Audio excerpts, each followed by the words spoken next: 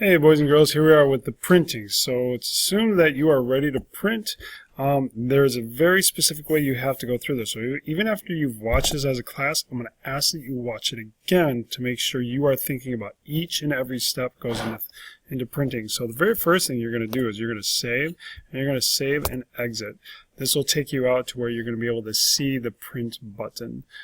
So once this loads up for after it's saved, like I said, it's slow, so bear with me. Hopefully this will load up quickly.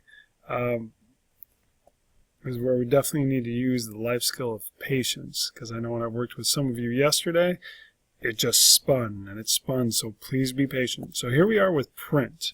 So if I hit print, I'm going to get this box that pops up that will show me what my steps are going to be with printing. Here we are. There's that box that we're looking for. You want to put down 2 per page. This is where you're going to be doing 2 per page. And you're going to do, of these that you see here, you're going to do this one here because this is the box with your images. Notice the other ones give you these extra lines and you don't need them. So this is the option you're going to select. And then up pop will be this printer,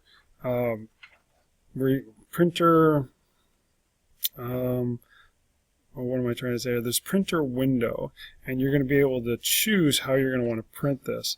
Now notice all this extra space down here. We want to fill that extra space, and you're going to be changing your layout here from portrait to landscape.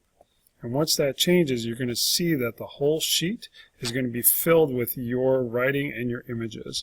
And so underneath the place where you'll print it, notice some of it, sometimes it says save to PDF. That just is going to change it to a file. To actually get it to a printer, you're going to hit change, and you're going to pick the part that says HL Media 1. That's where it's going to go to the library printer.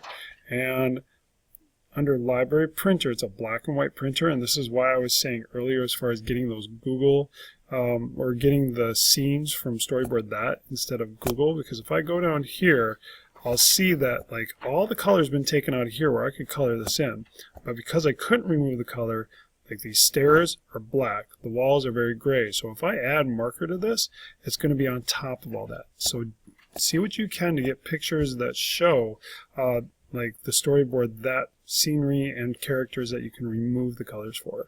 And so then once you have all the pages that you have, you can scroll up and down to kind of see what's going to print and what it will look like.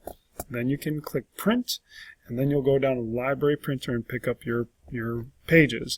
After this, you'll go in and use the special markers the teacher will give you to color in very carefully, taking your time to show your personal best, coloring in those scenes.